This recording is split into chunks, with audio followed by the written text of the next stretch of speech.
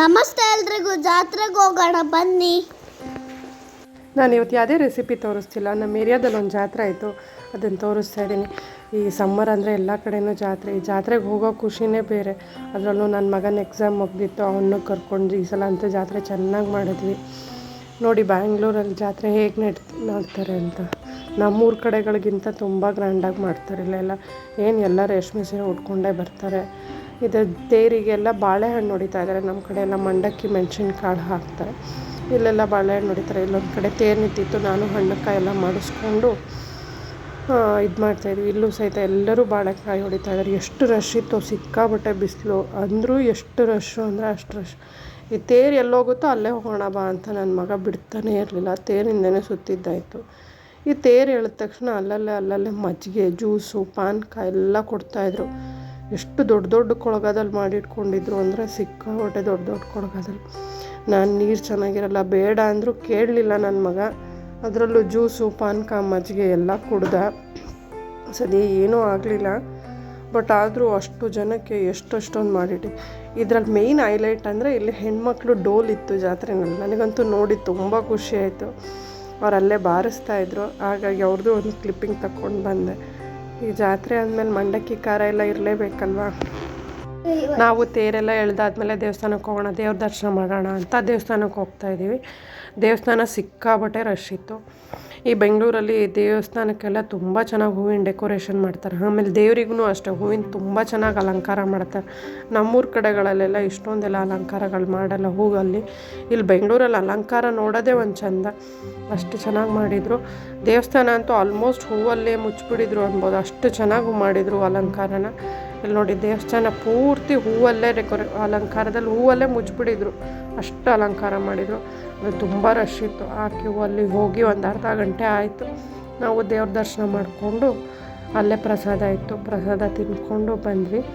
ನೋಡಿ ಲಕ್ಷ್ಮೀ ನರಸಿಂಹಸ್ವಾಮಿ ದೇವಸ್ಥಾನ ಇದು ತೇರ ಹತ್ರ. ಆಮೇಲೆ ಎಲ್ಲ ಹೊರಗೆ ಬಂದಮೇಲೆ ನಮ್ಮದು ತೇರ ಹತ್ರ ಒಂದು ಫೋಟೋಶೂಟ್ ಇರಲಿ ಅಂತ ಫೋಟೋಶೂಟ್ ಮಾಡಿಸ್ಕೊಂಡು, ಆಮೇಲೆ ಬಿಸಿಲಿತ್ತು ಆದರೂ ಪರವಾಗಿಲ್ಲ ಅಂತೇಳಿ ಅಲ್ಲೇ ಒಂದಿಷ್ಟು ಶಾಪಿಂಗ್ ಮಾಡೋಣ ಅಂದ್ಕೊಂಡು ಈ ರಾಜಸ್ಥಾನಿಗಳು ಇಟ್ಕೊಂಡಿರ್ತಾರಲ್ಲ ವೈಟ್ ಮೆಟಲ್, ಅದನ್ನು ನಾನು ನೋಡ್ತಾ ಇದ್ದೆ. ಈಗ ತೊಗೋತೀವೋ ಬಿಡ್ತೀವೋ ಜಾತ್ರೆನಲ್ಲಿ ಸುಮ್ಮನೆ ಒಂದು ಕಣ್ಣು ಹಾಯಿಸ್ಕೊಂಡು ಒಂದು ರೌಂಡ್ ಹೋಗಿ ಬರೋದು. ಆಮೇಲೆ ಇಲ್ಲಿ ಮಂಡಕ್ಕಿ ಖಾರ ಇತ್ತು, ನಾವು ಮಂಡಕ್ಕಿ ಖಾರ ತೊಗೊಂಡ್ವಿ.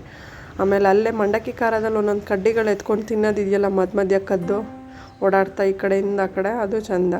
ಆಮೇಲೆ ಇಲ್ಲಿ ನೋಡ್ಬೋದು ಸಣ್ಣ ಮಕ್ಕಳು ಹುಡುಗಿರ್ದು ಆಟ ಸಾಮಾನುಗಳು, ಈ ಅಡುಗೆ ಆಟ ಸಾಮಾನುಗಳಿತ್ತು. ನಾವೆಲ್ಲ ಸಣ್ಣವರಿದ್ದಾಗ ತುಂಬ ತೊಗೋತಿದ್ವಿ. ಈ ಸಣ್ಣ ಕುಕ್ಕರು, ಸ್ಟೌವು, ಪಡ್ಡಿನ ಹಂಚು, ದೋಸೆ ಹಂಚು, ಪಾತ್ರೆ, ಇಡ್ಲಿ ಕುಕ್ಕರು ಎಲ್ಲ ತುಂಬ ಇತ್ತು. ನೋಡೋಕ್ಕೇ ಕ್ಯೂಟಾಗಿತ್ತು. 10 ರೂಪಾಯಿ 20 ರೂಪಾಯಿ. ಆಮೇಲೆ ರೆಡಿಮೇಡ್ ಬ್ಲೌಸ್ ಇತ್ತು, ಲೆಗ್ಗಿಂಗ್ಸ್, ಕುರ್ತಾ, ಈ ಸರಗಳು. ನಮ್ಮ ಮನೆಯವರಂತೂ ಬರೀ ಲೇಡೀಸ್ ಐಟಮ್ಸೇ ಇದ್ದಾವೆ ಇಲ್ಲಿ ಅಂತ ನಗ್ತಾಯಿದ್ರು. ಆಮೇಲೆ ಹೂವಿಂದು ಬಾಗಿಲು ತೋರಣ, ಅದು ಇದು ಎಲ್ಲ ಇತ್ತು. ಈ ಜಾತ್ರೆನಲ್ಲಿ ಓಡಾಡೋಕ್ಕೆ ಒಂದು ಚೆಂದ.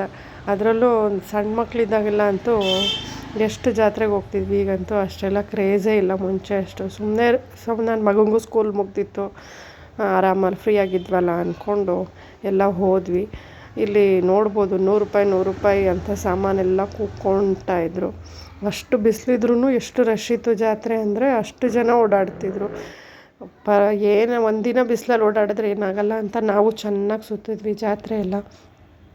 ಆಮೇಲೆ ಇಲ್ಲಿ ನನ್ನ ಮಗನೂ ಅಷ್ಟೇ ಮನೆಗೆ ಬರೋಕ್ಕೆ ರೆಡಿ ಇಲ್ಲ. ಜಾತ್ರೆ ಎಲ್ಲ ಸುತ್ತಿದ್ರಿ ಎಲ್ಲ ಆದಮೇಲೆ ಮನೆಗೆ ಹೋಗೋಣ ಬಾ ಅಂದರೆ ಇಲ್ಲ, ಇನ್ನೊಂದು ರೌಂಡ್ ಹೋಗೋಣ ಬಾ ಅಂತ. ಆಮೇಲೆ ಕೇಳಬೇಕಾ ಅವನಿಗೆ ಒಂದು ರಾಶಿ ಟಾಯ್ಸು, ಕಡೆ ಟಾಯ್ಸು.